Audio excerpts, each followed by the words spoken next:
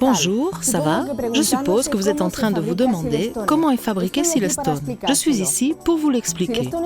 Silestone est constitué de 90% de matières premières naturelles, principalement du quartz, qui, associés à une série de liants et d'additifs, sont transformés en un magnifique plan de travail. Il est important de souligner que tout le processus est en parfaite harmonie avec l'environnement. Tout commence avec la réception des matières premières. Chez Cosentino, nous recevons plus de 30 arrivages quotidiens, aussi bien d'agrégats que d'additifs. Cela implique une organisation exhaustive de la logistique de notre polygone industriel. Avant de stocker les matières premières, les membres du laboratoire sont chargés d'effectuer le premier contrôle de qualité en utilisant des techniques de pointe. La matière première doit être conforme à nos normes de qualité en ce qui concerne la résistance mécanique, la pureté et la granulométrie.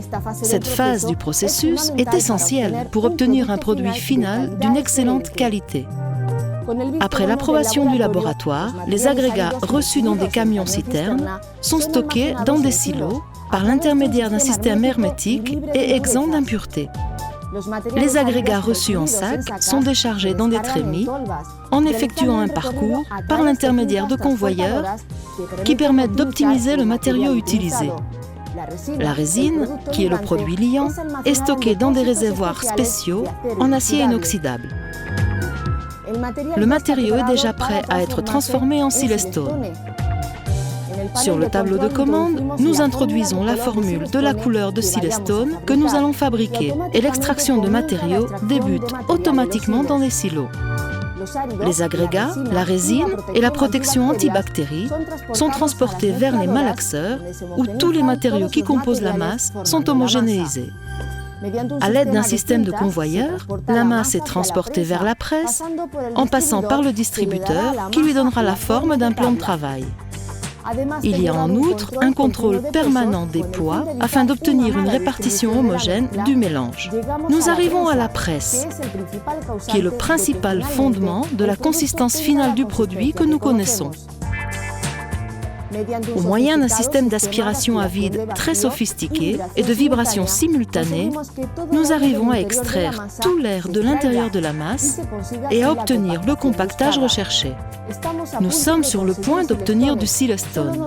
Il nous reste seulement à enfourner et à polir la masse. À partir de maintenant, notre plan de travail brut restera 30 minutes dans le four à environ 100 degrés. Ensuite, il se refroidira naturellement pendant 24 heures. Une fois que le processus de refroidissement est terminé, le plan de travail est retiré de la phase de pressage avec la forme souhaitée.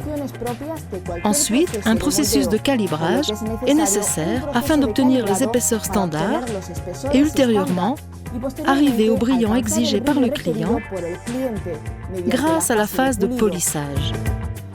En utilisant un système de disques et de fraises, les restes de matériaux produits dans le processus de pressage sont éliminés. Ensuite, le logo de Silestone est marqué sur la face arrière du plan de travail. C'est à ce moment-là que le plan de travail a déjà sa taille standard et, sans sortir de la ligne, plusieurs polisseuses s'occupent de lui donner l'aspect final, le brillant caractéristique de Silestone. Un dernier contrôle de qualité supervise l'intégralité du produit grâce à une inspection méticuleuse du plan de travail en vérifiant les spécifications du client sur le brillant, le ton, l'aspect et les dimensions. Enfin, le plan de travail se dirige vers l'entrepôt des produits finis pour sa vente ou vers notre unité de fabrication afin que le matériel soit adapté selon les besoins du client. Au sein de cette unité, après avoir passé un second contrôle de qualité et une fois que la surface utile ait été marquée, le plan de travail est enregistré dans une base de données et il est stocké dans un entrepôt intelligent qui est prévu pour 3200 plans de travail. Il y a 3 cellules de production indépendantes qui suppléent la demande actuelle de commande.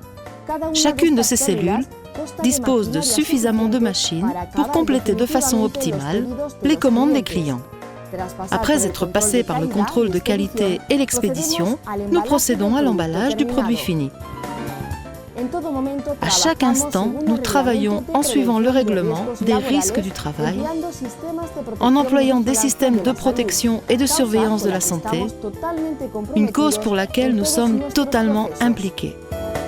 C'est ici que s'achève le processus de création de Silestone. Nous espérons que ça vous a plu. À bientôt!